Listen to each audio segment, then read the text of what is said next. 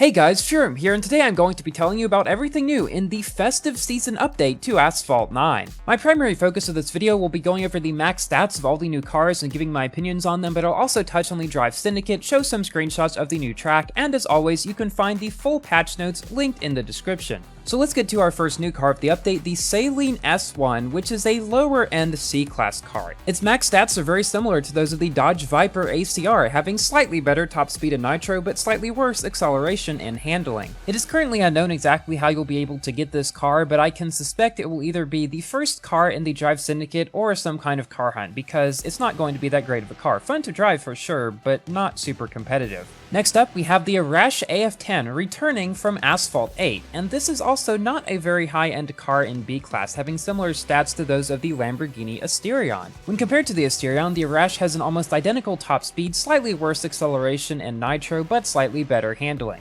This will be the Legend Pass car of the update, and I can't really see it being a very worthwhile one to go for, as it also does not look like it'll be very competitive. Our second new B-Class car of the update is the Nissan GTR 50 Ital design. Now, this car will definitely be more competitive, as its stats are similar to those of the Apollo IE, having slightly better top speed, acceleration, and nitro, but just slightly worse handling. Again, the patch notes do not say where this car will be obtainable, so I'm going to assume again that it will likely be in the Drive Syndicate special event. It's definitely going to become one of the new best cars in B-Class. Our first new A-Class car of the update is the Pagani Monza R. This car's stats at max are similar to those of the VLF, having almost identical top speed, slightly better acceleration and handling, and slightly worse nitro. You'll be able to get this car in a Grand Prix, and it'll probably be kind of a high mid-tier A-Class car. You will probably see these more in multiplayer than anywhere else due to its very high acceleration. That seems to be a trend this update. And this is nowhere more apparent than in our next new A-Class car of the update, the SCG-007S, which has the new second highest acceleration in the entire game, second only to the Spark Owl and not by much. Its top speed and handling are similar to those of the Porsche 911 GT2 RS Club Sport, but its nitro is actually second lowest in all of Class A, only next to the Rimac Concept 1. You can also get this car in a Grand Prix. Our next new car of the update in our first A-Class car is the Neuron Hypercoop.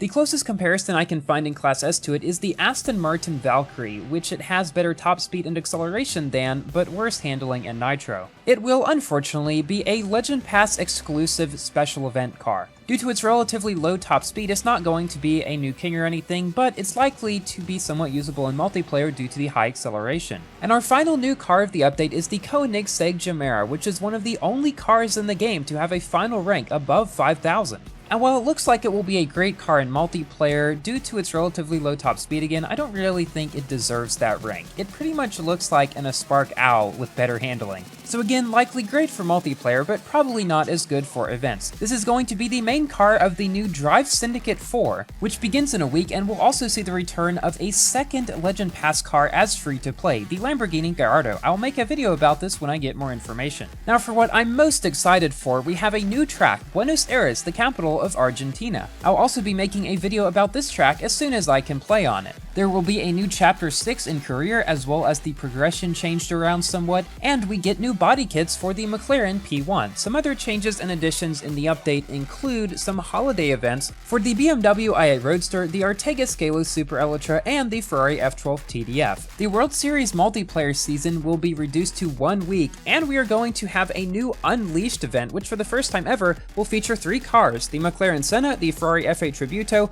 and the Porsche Carrera GT. We are also getting car hunts for the Aston Martin Victor, which is a Legend Pass exclusive, and one for the Infinity Project Black S that anybody can play. You can find the full patch notes linked below. Thank you to everybody for watching. Please like the video if you have enjoyed, and consider subscribing for more Asphalt, Forza, and other games content, and I will see you in my next video. Goodbye!